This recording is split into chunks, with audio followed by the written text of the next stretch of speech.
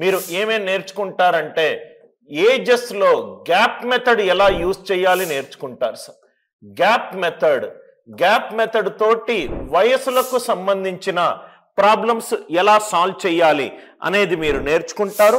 Bottom up approach, మనకు mathematics లో లెక్కల్లో ఏ ప్రాబ్లం అయినా రెండు మెథడ్స్ లో సాల్వ్ చేయొచ్చు.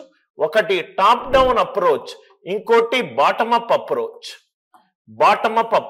ఈ బాటమ్ అప్ అప్రోచ్ అంటే ఏంటో నేను ఇప్పుడు క్లాస్లో డిస్కస్ చేస్తాను.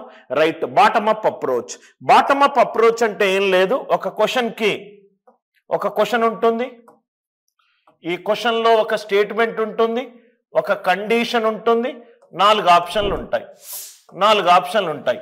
జనరల్గా మనము ఏ మ్యాథమెటిక్స్ క్వశ్చన్ తీసుకున్నా కానీ ఒక స్టేట్మెంట్, రైట్, ఒక ఇన్పుట్ వాల్యూస్, ఆ ఇన్పుట్ వాల్యూస్ ఒక కండిషన్ని సాటిస్ఫై చేయాలి. సాటిస్ఫై చేస్తే ఒక ఆన్సర్.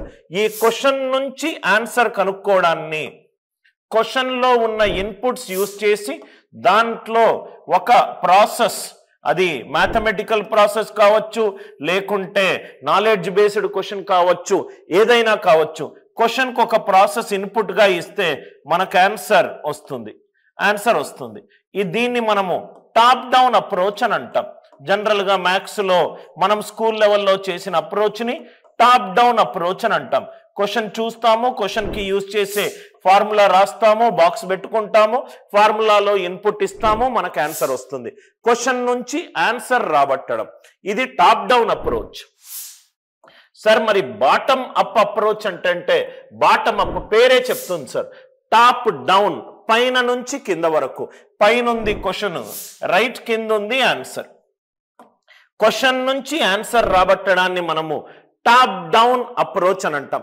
బాటమ్ అప్ క్వశ్చన్ స్టేట్మెంటే చెప్తుంది. బాటమ్ అంటే ఆన్సర్ ఆప్షన్స్ ని యూజ్ చేసి సాల్వ్ చేసే అప్రోచ్ ని ఆన్సర్ ఆప్షన్స్ ఆన్సర్ ఆప్షన్స్ ని యూజ్ చేసి సాల్వ్ చేసే అప్రోచ్ ని మనం ఏమంటాము? రైట్, బాటమ్ అప్ అప్రోచ్ అని అంటాం. చాలా ఇంపార్టెంట్ క్లాస్. రైట్, ఈ రోజు ఆల్మోస్ట్ ఒక 25 నుంచి 30 క్వశ్చన్ల వరకు సాల్వ్ చేస్తాను. ప్రతి ఒక్క క్వశ్చన్ లో traditional method, answer options use చేసి సాల్వ్ చేయడం ఎలా చూద్దాము. ఓన్లీ క్లాస్ మొత్తము కూడా ఏజెస్ మీదనే ఉంటుంది. ప్రతి ఒక్క క్వశ్చన్ కూడా రైట్. కొన్ని క్వశ్చన్స్ నేను ఈ క్వశ్చన్ కలెక్షన్స్ ఏంటంటే staff selection commission previous year క్వశ్చన్లు, బ్యాంక్ ఎగ్జామినేషన్ లో వచ్చిన కొన్ని ఒరిజినల్ క్వశ్చన్లు, PYQ క్వశ్చన్లు, దాని తర్వాత ఏపీపీఎస్సి, టిఎస్పిఎస్సి బోర్డు ద్వారా జరిగిన ఎగ్జామినేషన్ లో వచ్చిన వయస్కులకు సంబంధించిన క్వశ్చన్లకు సంబంధించిన PYQలు, క్యాట్ ఎగ్జామ్ లో వచ్చిన వయసులకు సంబంధించిన క్వశ్చన్లలో వాటి యొక్క ప్రీవియస్ ఇయర్ క్వశ్చన్స్, అన్ని కూడా questions previous year questions collection. 1 by 1 discuss చేద్దాము. క్లాస్ మొత్తము వినండి. ప్రతి ఒక్క ప్రాబ్లంని నేనైతే ఆ క్వశ్చన్ని ఎలా సాల్వ్ చేస్తాను అనేది మీకు డిస్కస్ చేస్తాను. ఈ ఏజెస్ అనేది రేషియో, నిష్పత్తులు కనుక మీకు చక్కగా అర్థమవుతే దాని యొక్క అప్లికేషన్ టాపిక్ రేషియోస్ అనే టాపిక్ మీకు కరెక్ట్గా అర్థమవుతే, రేషియోస్ అనేది మీకు కరెక్ట్గా అర్థమవుతే మీకు ఏవే టాపిక్స్ ఉన్నాయి సార్? రేషియో ఫ్యామిలీ నుంచి కొన్ని ఇంపార్టెంట్ టాపిక్స్ ఉన్నాయి. అదేంటేంటో చూద్దాం సార్. రేషియోస్ కరెక్ట్గా పూర్తిగా చదివిన తర్వాత ఏజెస్, వయసులకు సంబంధించిన అన్ని క్వశ్చన్లు రైట్ రేషియోస్ మీదనే ఉంటాయి. పార్ట్నర్షిప్, భాగస్వామ్యం, పార్ట్నర్షిప్ లో 90 to 95% క్వశ్చన్లు మనము రైట్ రేషియోస్ యూజ్ చేసి సాల్వ్ చేయొచ్చు. కాలము, వేగము, దూరము, దాంట్లో ట్రైన్ ప్రాబ్లమ్స్ తీసుకున్నా, పడవలు, ప్రవాహాలు, బోట్స్ అండ్ స్ట్రీమ్స్ ప్రాబ్లమ్స్ తీసుకున్నా, right pipes and systems problems తీసుకున్నా, ఎలివేటర్ ప్రాబ్లంలు తీసుకున్నా, అన్నీ యూజ్ చేసేది టైం, స్పీడ్ అండ్ డిస్టెన్స్. దాని తర్వాత రైట్ టైం అండ్ వర్క్, వేతనాలు, పని చేసే రోజులు, పని మరియు వేతనాలు, దానికి సంబంధించిన టైమ్ అండ్ వర్క్. ఈ 4 కూడా రేషియోకి సంబంధించిన ప్రాబ్లమ్స్, రేషియో నుంచి డెరైవ్డ్ టాపిక్స్. మీకు రేషియో అర్థం కాకపోతే ఈ 4 కొంచెం మీరు కష్టపడతారు. అందుకే రేషియో ఫండమెంటల్స్ అనేది మీకు చాలా ఇంపార్టెంట్. ఈరోజు మనం క్లాసులో 2 ప్రైమరీ అప్రోచెస్ చూద్దాం సార్. జనరల్గా వయసులకు సంబంధించి ఏ ప్రాబ్లమ్స్ చూసినా కానీ మనము ఒకటి గ్యాప్ మెథడ్ ద్వారా సాల్వ్ చేయొచ్చు, ఇంకొకటి బాటమ్ అప్ అప్రోచ్ ద్వారా మనము సాల్వ్ చేయొచ్చు. బాటమ్ అప్ అప్రోచ్ ద్వారా మనము ఈ క్వశ్చన్స్ ని సాల్వ్ చేయొచ్చు. కొన్ని ఇంపార్టెంట్ కీ పాయింట్స్ రాద్దాం సార్. కొన్ని important key points.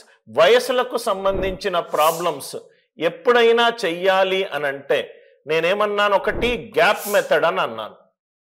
Gap method అని అన్నాను. గ్యాప్ మెథడ్ అంటే ఏంటో ఒక్కసారి ఇంట్రడక్షన్ ఇస్తాను, ప్రాబ్లమ్స్లో నేను ఎక్స్ప్లెయిన్ చేస్తాను. ఇప్పుడు నా వయసు 39 సంవత్సరాలు. 5 సంవత్సరాల తరువాత నా వయసు ఎంత అవుతుంది? 39 + 5 44. 5 సంవత్సరాల తరువాత అంటే ఫ్యూచర్. ప్రజెంట్ ఉన్న నా వయసుని ఎక్స్ అని అనుకుంటే రైట్, 5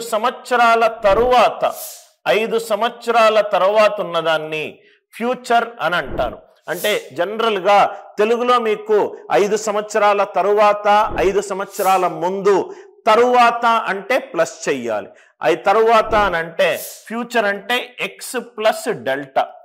ఏదైతే మనకు ఏజ్ ఇస్తాడో అది ఇక్కడ రాయాలి. నా వయసు 38 సంవత్సరాలు. 2 సంవత్సరాల ముందు అంటే పాస్ట్ గురించి మాట్లాడుతున్నాను. పాస్ట్ అంటే 2 సంవత్సరాల ముందు కాబట్టి ఎక్స్ మైనస్ డెల్టా. ఈ డెల్టా అనేది ఏంటి సార్? చేంజ్. 2 సంవత్సరాల ముందు ఇవ్వచ్చు, 3 సంవత్సరాల ముందు ఇవ్వచ్చు, 8 నెలల ముందు ఇవ్వచ్చు, 12 సంవత్సరాల ముందు ఇవ్వచ్చు, ఏదైనా ఇవ్వచ్చు. Past, present, future. ఎప్పుడు మీరు వయసుకు సంబంధించిన ప్రాబ్లం సాల్వ్ చేసినా కానీ ప్రెజెంట్ మధ్యలో రాయండి. పాస్ట్ అంటే ఎక్స్ మైనస్ డెల్టా, ఫ్యూచర్ అంటే ఎక్స్ ప్లస్ డెల్టా. ఫ్యూచర్ అంటే ఇంగ్లీష్లో మీకు సింపుల్గా చెప్పాలి అని అంటే, మీకు ఇంగ్లీష్ మీడియం స్టూడెంట్స్ అవుతే ఆఫ్టర్ 4 ఇయర్స్ అన్నా రైట్, ఆఫ్టర్ 4 ఇయర్స్ అన్నా, 4 ఇయర్స్ ఎహెడ్ అన్నా, ఎహెడ్ అంటే ముందు, ఎహెడ్ అన్నా, హెన్స్ ఆఫ్టర్ 4 ఇయర్స్ హెన్స్. ఇట్లాంటి పదాలు మీకు యూజ్ చేస్తే మీరు ఏది యూజ్ చేయొచ్చు? ఫ్యూచర్ అనే దాంట్లో వాల్యూస్ ప్లస్ అని డినోట్ చేయొచ్చు. పాస్ట్ అంటే బిఫోర్ అన్నా, ఇంగ్లీష్ మీడియం వాళ్ళకు బిఫోర్ అన్నా, ఎగో అన్నా, ఇట్లాంటి పదాలకు మనము పాస్ట్ యూజ్ చేస్తాం.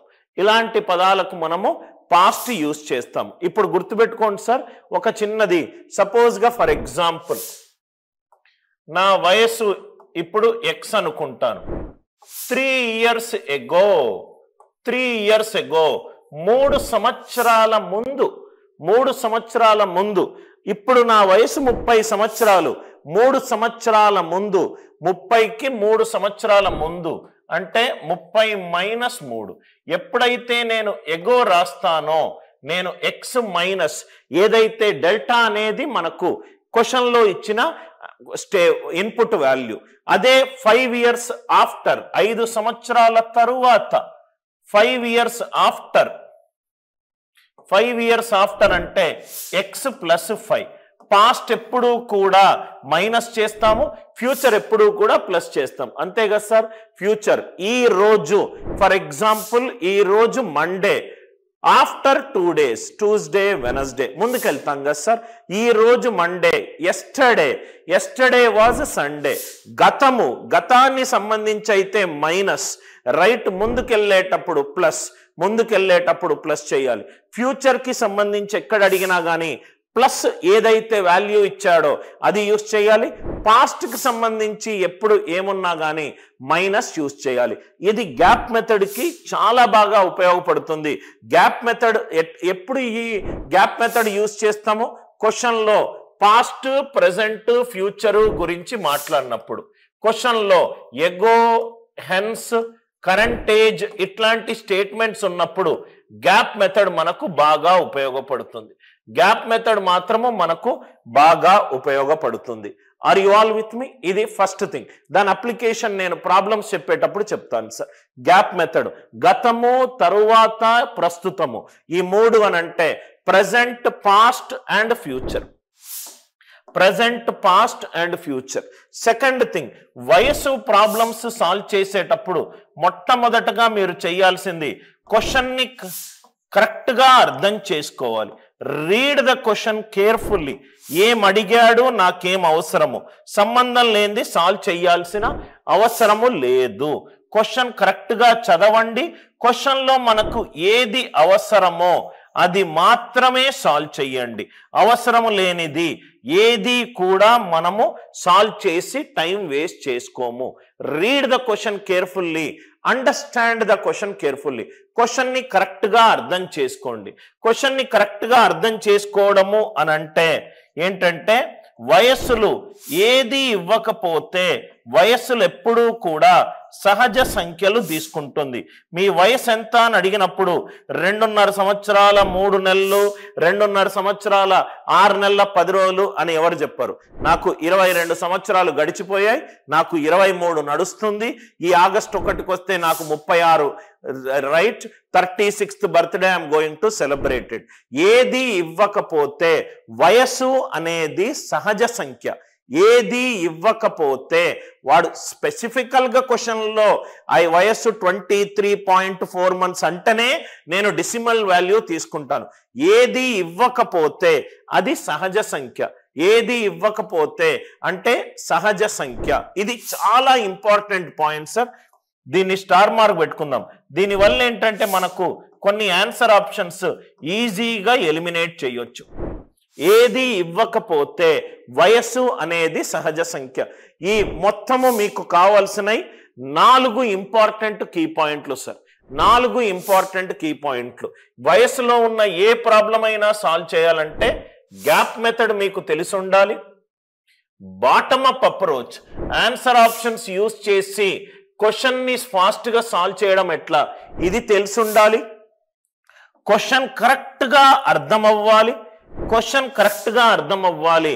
వయస్సులు ఎప్పుడు ప్రాబ్లమ్స్ చేసినా అది సహజ సంఖ్య తీసుకుంటుంది అని గుర్తుపెట్టుకోవాలి. అది సహజ సంఖ్య తీసుకుంటుంది అని గుర్తుపెట్టుకోవాలి. ఈ 4 పాయింట్లతోటి మీ టైం వేస్ట్ చేయకూడదు, నా టైము మీరు వేస్ట్ చేయకూడదు.